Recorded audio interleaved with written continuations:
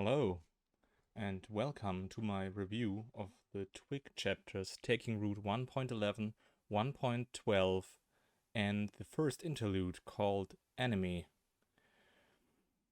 In the first chapter, we see how Sai fights the remaining brothers who were activated by some kind of kill command, which sent them into a frenzy. He takes his letter opener and tries to fight them, but fails because he's not made to fight directly. And I find it funny that the letter opener tells us so much about Sylvester. It's almost as if it's his implement. You know what I mean if you have read Pact. A letter opener is not a weapon, it's to open letters and find out secrets. It's prying. It can be misused as a weapon and be used in a pinch. And it can be fancy and simple. Also, it's much smaller than a normal knife, like Sylvester is small for his age. So fighting the brothers doesn't go well, but Sylvester already starts to manipulate Mary again and play on her fear of loneliness. What does it mean that the lambs are still nascent? Sylvester thinks about this. How old are they? Are they also grown faster? So Gordon was made a quick learner by the academy and not a fighter. This is something I didn't pick up in the first time. The knife fight doesn't really well, as one says. If two guys fight, one dies on the spot and the other on the way to the hospital. Gordon barely wins by stabbing one of the brothers multiple times. The lambs just call the headmistress a pawn in front of her, and we later learn that they are experiments, but they have some command and are not only recipients of orders, but also can give orders and control how the academy staff handles them. Mary is really upset and wants the headmistress to read her killing order, but Sylvester interferes and shows the letter opener to the headmistress to irritate her, to stop her from reading the letter out loud, and he also tears it slowly for dramatic effect, but this is only a sleight of hand, as we will later learn. Percy says sorry to Mary in the letter, and I didn't expect that. Sai manages to push Helen in front of Mary when she tries to attack him, and now we see that Helen isn't human at all, and maybe wasn't human, or if she's human, she's a strange snake lady hybrid. So she disarms Mary and binds her on the ground. Mary is captured. We will learn in 1.12 that Mary's creator is called Ibid, and that he is infamous even outside of the academy. In 1.12 we see how Sylvester tries to escape the school without getting caught, because apparently academy personnel has surrounded the school, and he just does that to inconvenience Lacey. So in the end, Lacey notices that Sai tries to escape, and when Sai is caught by a student, Lacey knows that Sai is always working against him, and Lacey decides to leave Sai's team. So now Sai has only two other lab technicians or students called Dewey and Alton who work with him, which he promptly dismisses. When Mary is brought to the academy, the stitched bodyguards which are guarding the doors or maybe the perimeter of the academy sees Mary and only leave her alone after the handlers, I think these are academy workers, and the stitch are imprinted on them, something like that, order them to let Mary go. We learn that the lamps are only a small and abandoned project, and that other projects have even more scientists working on them. The layout of the academy is discussed, and we learn that there's the tower, the rise, and Claret Hall, which is somewhat the heart of the academy, and also the hedge, which is the defenses or the surface, the interface with the city. Then Ibet appears, Helen's creator, and we get a nice description that he had the veneer of the upper class and none of the follow-through. So he's all about power and appearances, but has no redeeming qualities in character. When Helen rather impassionately rats out Sylvester and tells that he used her as a human shield, he hits Sai. And yeah, we are not up to a good start with this character. Then Sylvester leads Mary up or somewhere into a room where she will be interrogated. Meanwhile, she alleviates her from carrying her own chain. When Sylvester leads Mary into the interrogation room, she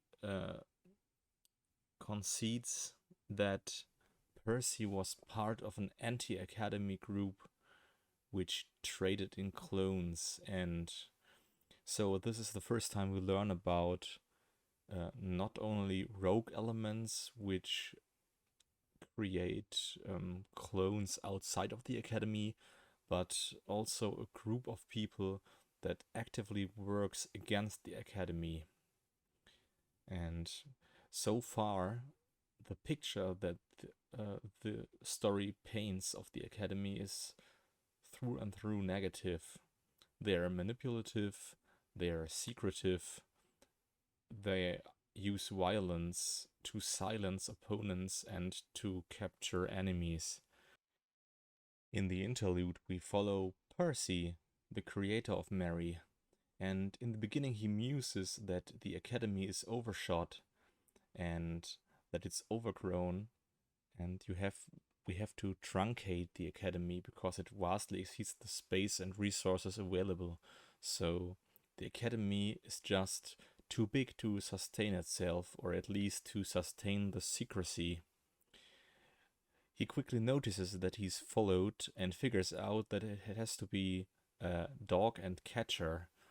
Catcher seems to be a man with some mechanical claws which spin and grab him, and the dog, which is a mechanical monstrosity with long legs, which jumps on roofs and from the roofs back to the streets.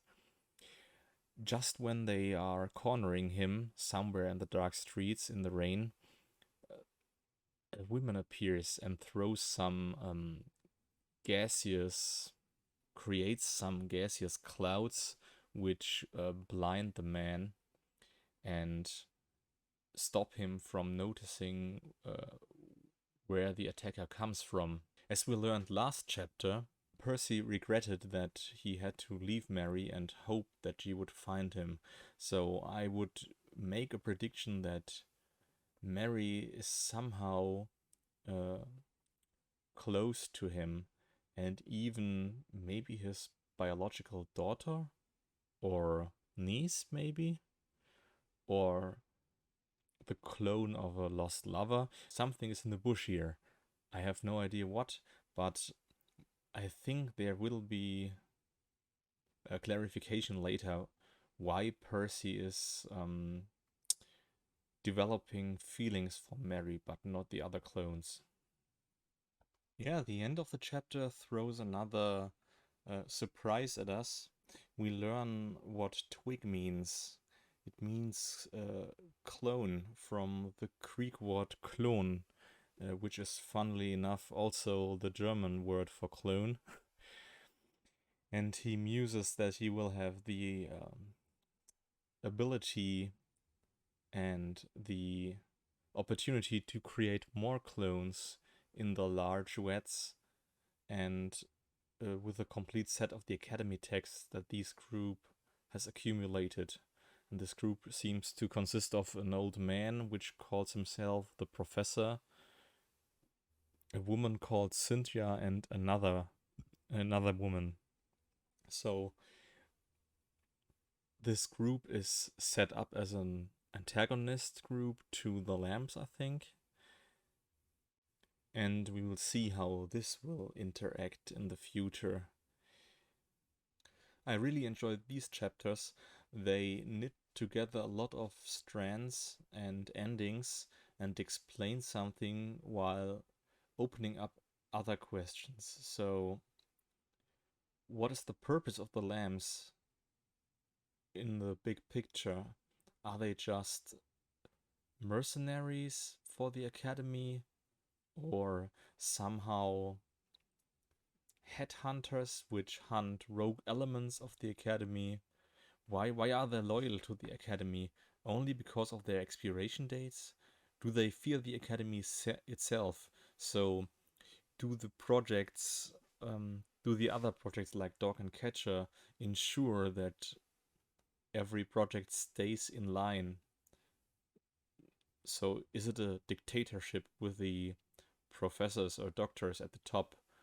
Professor or Dr. Ibbot is mentioned. We already know Dr. Hale. What is up with them? Who decides? Is there a kind of government which decides what the academy does and doesn't? Or is it just science which is running rampant and nobody controls the growth of the academy, which would fit to the comment of Dr. Percy in the beginning, where he mentions that the academy is overshot and no one is controlling the experiments, and the experiments just grow and take over the ecosystem. So I think this growing and gaining control of life forms and keeping the control of life forms and eventually pruning the life forms so that they don't overrun you, maybe a theme of the story. I really enjoyed the fight of Sylvester against the clones. Sylvester is always overpowered or has to fight against enemies which are larger than him.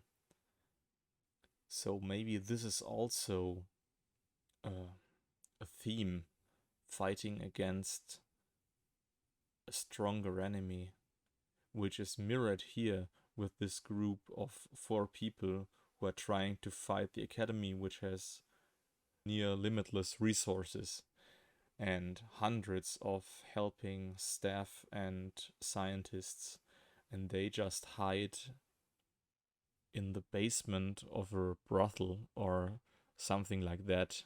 There are some hints that Percy apparently was visited by a certain kind of dame in the daylight, but he invited them into his house or his flat instead of going to an establishment, and he's somewhat berated or sarcastically attacked by the girl who saved him.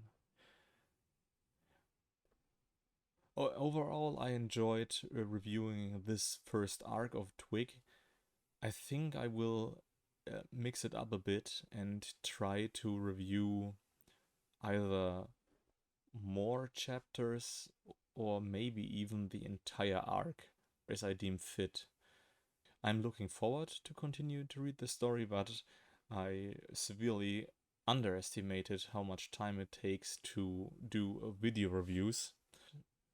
I will see you soon. Goodbye.